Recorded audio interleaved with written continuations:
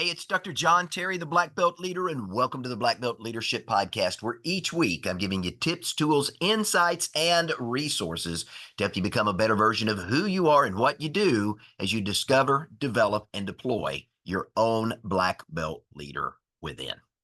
Now, if you're a golf fan, you're going to recognize this name, Scottie Scheffler. Now, if you don't know the name, let me tell you his story because it's going to set the stage for this week's Black Belt Leadership Insight. Now, Scottie Scheffler, as you guessed it, is a golfer. He began his interest in golfing at the age of 3 years old when his parents bought him a set of plastic golf clubs. I remember doing that for my youngest son, Jordan, and the first thing he did with his plastic driver was whack his brother in the head. But Scottie was a little different. He picked up the clubs and he began to swing and began to show some natural talent. His parents say that he was hitting ping pong balls in the house. And get this, as a young 3, 4, 5-year-old, not only was he hitting ping pong balls in the house, he was learning to curve those balls from one room to another. Now, to me, that's pretty impressive in and of itself.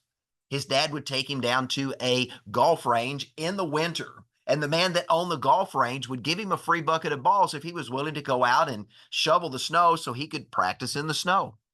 Scottie Scheffler showed a passion for golf early on. And at the age of 6, his family relocated to Dallas, and because his parents were so focused on giving Scottie the best opportunity to excel in golf that he could, they borrowed $50,000 to join the Royal Oaks Country Club so their son could pursue his interest in golf. And now apparently it paid off because as a teenager, Scottie Scheffler attended Highland Park High School, where he won 3 consecutive individual state titles between 2012 and 2014. And following his 2013 U.S. Junior Amateur Championship win, he was ranked the #1 top junior golfer in 2014. And by the way, he won 75 times on the PGA Junior circuit. Now, Scheffler was recruited to play golf at the University of Texas in Austin, Hook 'em Horns, in 2014, and he was named the Phil Mickelson Freshman of the Year in 2015. He went on to help the Texas Longhorns men's golf team win 3 Big 12 championships and was part of the U.S. team that won the Walker Cup in 2017. Now, after graduating college in 2018, Scheffler went on to join the Korn Ferry Tour. Now, the Korn Ferry Tour is a pro golf circuit for aspiring young pros. And in the first year he was there, 2018, he dominated the circuit. He literally led the tour's playoff in points.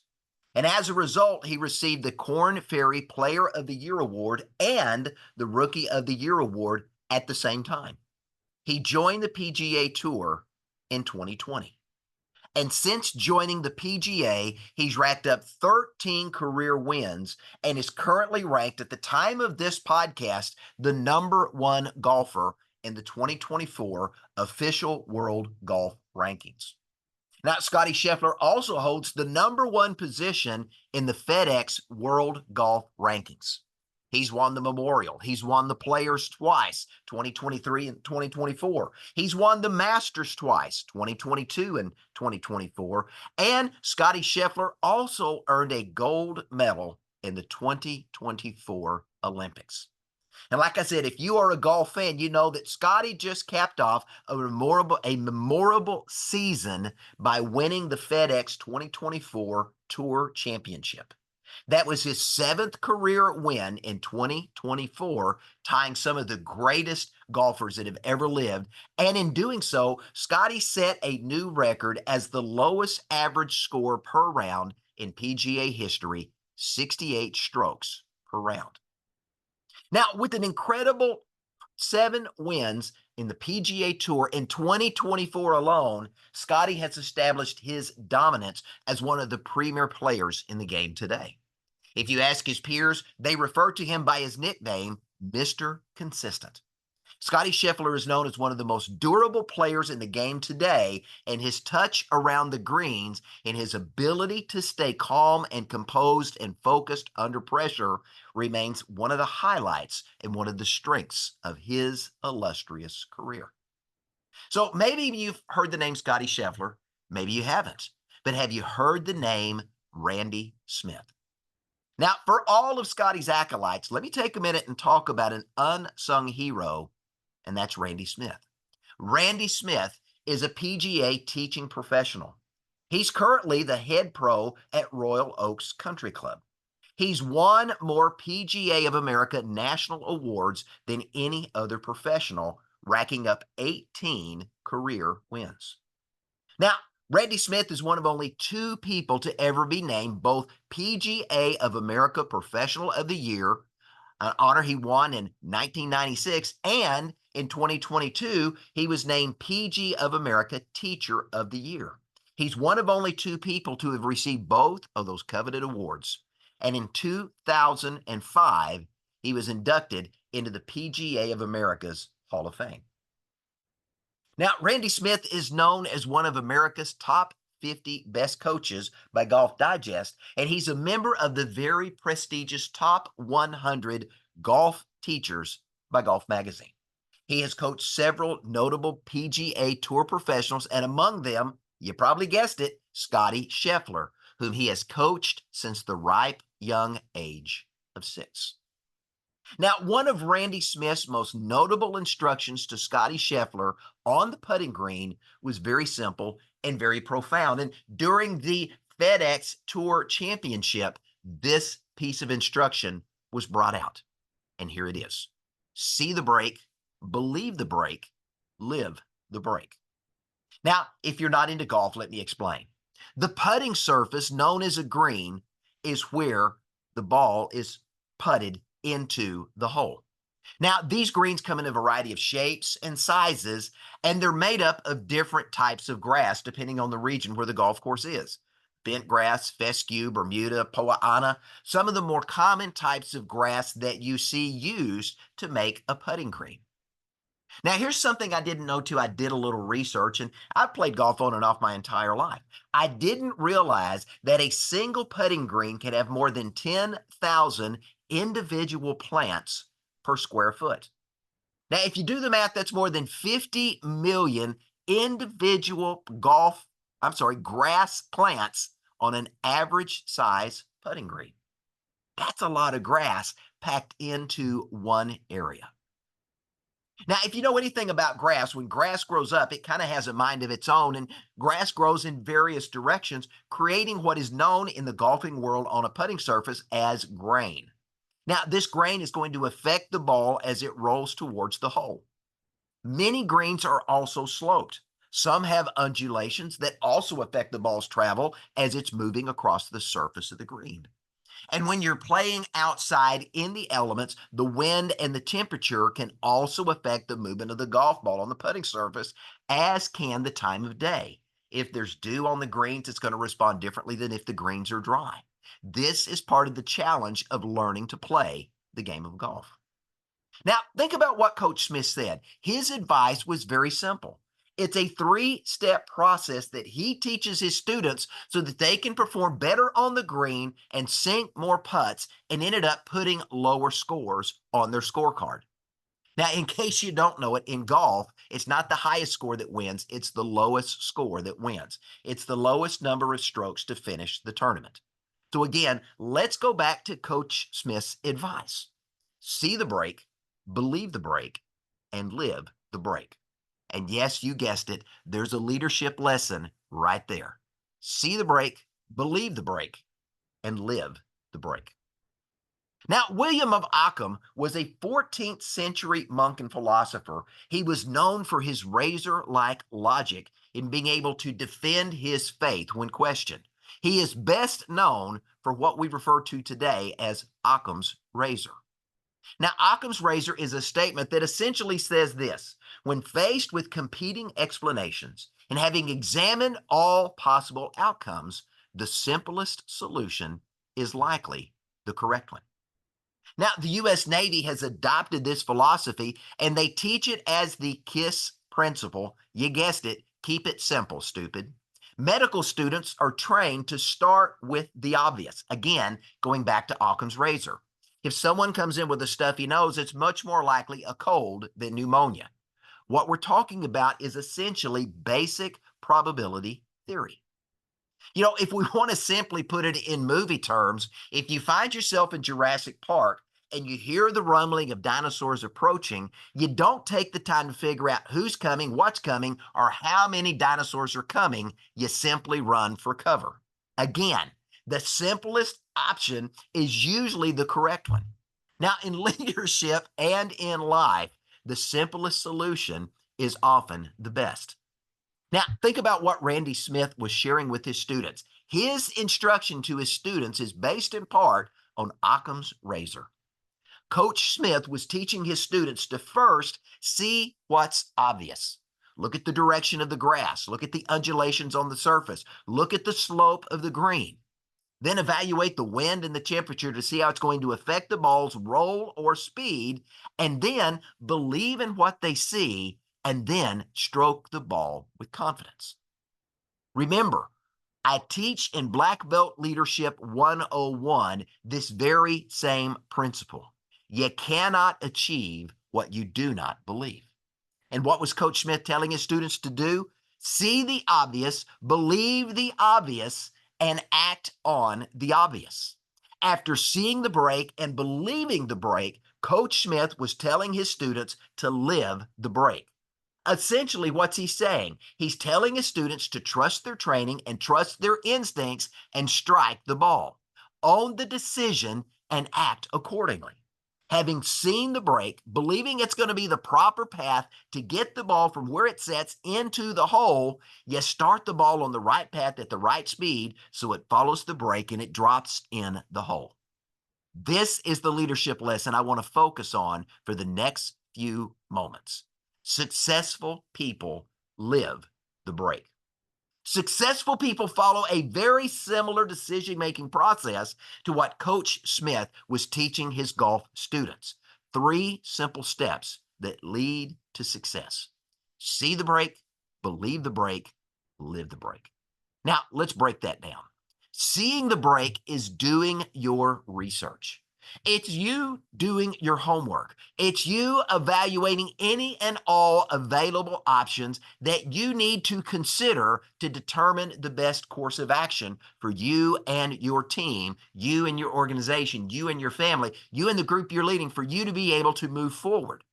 When you do your homework, you do your research, you evaluate the options, it helps you better understand what needs to be done, to consider various ways to get it done, and begin to, through a process of elimination, identify the better and the best. By doing your homework, doing your research, you're collecting the information that is necessary to weigh the impact of each option you're considering, to evaluate its pros and cons. Again, weeding out so that you determine the better and ultimately the best. Now, believing the break, part 2 in this process, is about having confidence in your decision. Once you've done your research, once you've done your homework, and once you've weighed your options, you're now in a position to choose among the various alternatives that you've considered. You've weighed the pros and cons, you've narrowed down the decision and the outcome so that you have identified the best opportunity for success. Believing the break means I'm going to trust my training, my instincts, and my experience. Now, living the break is part 3. Living the break is about having the confidence in your belief and acting accordingly. It means there is no second guessing. You don't overthink it. You don't go back and run through this series of what if, and you end up getting stuck in paralysis by analysis. Once you've evaluated your options and you made your decision, you have confidence in your decision and you move forward. You've seen the path to success. You know the direction the ball needs to go, so you take decisive action and you trust yourself, your team, and your decision. You've done your homework, you evaluated your options, and now you've decided on a course of action. Take the putter, strike the ball, and take action. Living the break is about owning your decision. What are you doing? You're going to strike the ball with confidence, knowing it's going to drop into the hole. But what happens if you start second guessing your decisions? This is where many leaders mess up and they fail in their ability to lead. Because when you start second guessing the decision that you made, what's going on in your brain at that point? Your thinking becomes cluttered and distracted. And when your thinking becomes cluttered and distraction, confusion begins to rise. When you begin to second guess your decision, your stress levels start to elevate. Your body tenses up and it can't perform at optimum efficiency. And as a result of second guessing, what happens? You either hesitate or at best, you're going to make a half hearted effort to move forward. You're going to be tentative in your actions. You're not going to be fully committed. And as a result of that, it's going to show up. You see it on the golf course. If you watch the professionals that walk up and they're not confident in their stroke they're about to make, it shows up in their facial expressions, in their body structure, in the way they swing the club and the way the ball leaves and where the ball ultimately lands. When you take unconfident action in anything that you do, it's going to show up.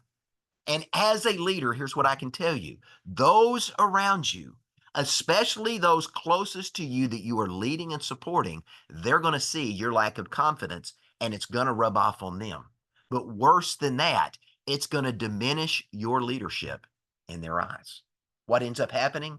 You strike the ball and you leave it short of the hole. Why? Because you're not confident in your decision. Living the break means you're going to own the outcome for good, for bad, or for indifferent. You've looked the situation over, you've determined the best course of action, and you've identified the action plan to move forward. Based on the information available, you believe this is the best decision possible at this time. Once you've made that decision, you've got to own it and you've got to move forward. Now, whether the ball rolls in the hole, it stops a few inches short, or it rolls 2 feet past the hole, you got to own the decision and you got to own the outcome. Living the break means you're going to own the outcome, good, bad, or indifferent. Now, if it's a great outcome, guess what? You chose well. You're going to file that choice away and you're going to refer back to it when you face a similar decision in the future. If it's a good decision and you get the ball close, maybe an inch or two from the hole, hey, you're grateful for the outcome. It's a tap in, but you're going to reflect on what you could have done to improve in the future. So next time it doesn't stop short, it drops in the hole. Now, if it's a bad decision and you leave the ball 5 feet short or you knock it 8 feet past, and now it's an even harder shot than before, well, you made a bad decision. You're going to accept it, you're going to learn from it, and you're going to file it away as something you don't want to do in a similar situation in the future. Now, understand this. Black belt leaders take decisive action and they live with the consequences, good or bad. They celebrate the wins even as they look for a way to improve upon their success, but they acknowledge and own their failures at the same time. And even as they acknowledge and own their failure, what are they doing? They're looking for a way to learn from that failure so they don't repeat that failure in the future. Black belt leaders see the break. They do their homework. Black belt leaders believe the break. They trust their decision to be correct. And black belt leaders live the break. They take confident action and they own the outcome. Now, let me leave you with a quote from Norman Vincent Peale. I love this quote. He says, "Believe in yourself. Have faith in your abilities. Without a humble but reasonable confidence in your own powers, you cannot be successful or happy." See the break. Believe the break. Live the break. This is how you score more wins in life. Oh, and one more thing as we wrap up today's teaching. If Scottie Scheffler needed and still needs a coach to get him to the #1 ranking in golf, and not only get him there, but keep him there, how in the world do you think you're going to become a world-class black belt master of who you are and what you do if you too don't have a coach. In the immortal words of Tom Landry, a coach is someone who tells you what you don't want to hear, who has you see what you don't want to see, so you can become who you always have known you could be. Let me share that quote again. A coach is someone who tells you what you don't want to hear, who has you see what you don't want to see, so you can become who you've always known you could become. So, who is your Randy Smith? Who's teaching you to see the break, believe the break, and live the break? If you don't have a coach, you need one. After all, if you're not investing in yourself and you're not learning and growing and maturing as a leader, how in the world can you expect anyone else to invest in you or follow you? I'm Dr. John Terry, the Black Belt Leader. Thanks for joining me. Have a great day.